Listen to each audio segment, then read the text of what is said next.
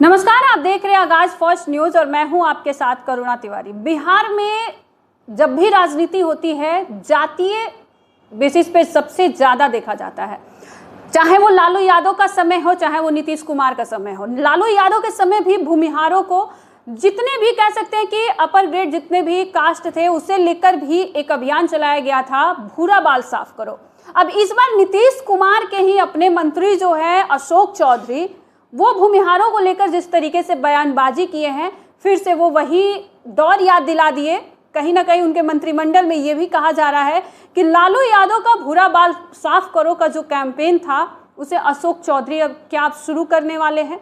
अब इसे लेकर कई तरह के बयानबाजी हो रहे हैं। अशोक चौधरी को बचाने के लिए नीतीश कुमार भी अब सामने नहीं दिख रहे हैं, उनकी पार्टी खुद दरकिनार कर रही है, क्योंकि कहीं ना कहीं जेडीयू के अंदर भी भूमिहार नेता है और कई बड़े भूमिहार नेता खुद के मंत्री के खिलाफ अब खड़े हो गए हैं और लगातार उन पे बयानबाजी हो रही है। आपको बता दें कि नीतीश कुमार के मंत्रिमंडल के सदस्य अशोक चौधरी ने भूमिहारों पर बयान देकर बवाल मचा दिया है। जहानाबाद में जेडीयू कार्यालय के उद्घाटन को पहुंचे चौधरी ने पार्टी के उम्मीदवार चंद्र कुमार चंद्रवंशी के संदर्भ में विवादास्पद बयान दिया था। चंद्रवंशी 2019 और 2024 के लोकसभा चुनाव में जेडीयू के जहानाबाद से उम्मीदवार थे, वे हार गए। अशोक चौधरी ने इसका दोष भूमिहारों पर मढ़ा। उन्होंने कहा कि भूमिहारों ने अति पिछड़ी जाति से आने वाले उम्मीदवार का साथ नहीं दिया है।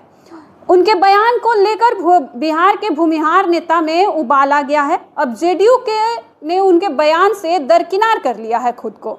तो वहीं भाजपा कोटे से डिप्टी सीएम विजय सिन्हा को भी चौधरी का बयान नागवार लग रहा है। सोशल मीडिया पर भी अब बहस छिड़ी हुई है। कहते हैं कि आरजेडी के शासन के दौरान लालू प्रसाद यादव ने भूरा बाल साफ करो का नारा दिया था, तो भूमिहार राजपूत, ब्राह्मण और लाला का लोगों ने संक्षिप्तीकरण तक समझा था। वहीं आपको बता दें कि स्वर्ण समाज की इन जातियों का ही बिहार में वर्चस्व रहा है। हालांकि आबादी में इन जातियों की कुल हिस्सेदारी 10 से 12% ही होगी। संभव है कि सामाजिक न्याय का नारा देकर लालू ने जिस तरह पिछड़ी जातियों को उभारा था, उसका अधिकाधिक लाभ लेने के लिए जातीय विभाजन की भी यही बात कही गई थी। शायद और संभव है कि इस्तेमाल इसलिए कि लालू के इस नारे का कोई दस्तावेजी सबूत नहीं मिला।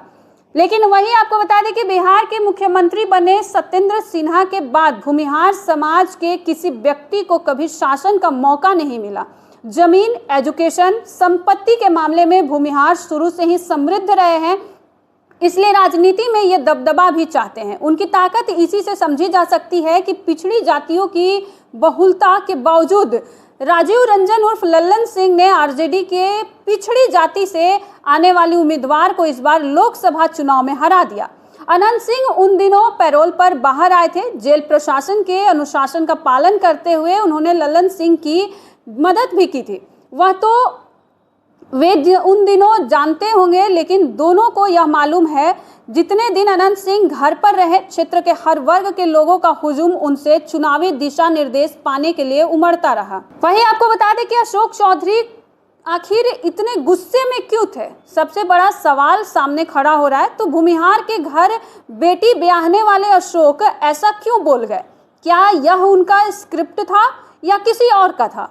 अशोक चौधरी के बयान पर ऐसे सवाल लोगों के मन में उमड़ रहे हैं, खासकर उस जाति के लोगों के मन में जिसके बारे में उन्होंने कहा है। जेडीयू ने उनके बयान से यह कहकर दरकिनार कर लिया कि उनके नेता नीतीश कुमार इस तरह की बातों के खिलाफ। वैसे भी नीतीश कुमार ने भूमिहार समाज को सम्मान ही दिया है, भूमिहार भी शुरू से उनके साथ रहे हैं। तब अगर अशोक चौधरी ऐसे बोलते हैं तो नीतीश ही या किसी और की भी स्क्रिप्ट हो सकती है। ये सवाल सामने खड़ा हो रहा है।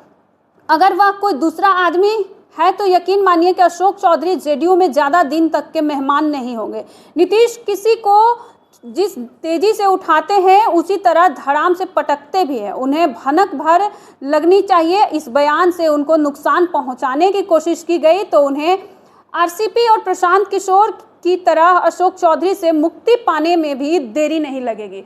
अब देखिए, अशोक चौधरी के बयान के बाद से ही लगातार सवाल खड़ा हो रहा है कि नीतीश कुमार अभी तक कोई भी बयानबाजी नहीं किए भूमिहारों को लेकर, लेकिन कहीं ना कहीं नीतीश कुमार की जो अपनी राजनीतिक यात्रा रही है उसमें भी इन 17 साल के कार्यकाल में भी देखा गया है कि अगर उनके अपने मंत्रिमंडल से किसी भी मंत्री से उन्हें ये थोड़ी सी भी भनक लगती है कि उनको खतरा है, इनके बयानबाजी से खतरा अगर मेरे कुर्सी पर को हो सकती है, तो वो तुरंत उन्हें अपने पार्टी से दरकिनार कर देते हैं। तो अब देखने वाली चीज है कि अशोक चौधरी जो भूमिहारों को लेकर बोले, वो फिर से एक ही कॉन्सेप्ट को सारे लोग याद कर रहे हैं कि बुरा बाल साफ करो, लालू यादव के समय में जो था। तो आपका क्या कुछ करना, आप भी हमारे साथ साझा करें और देखते रहे आगाज फर्स्ट न्यूज।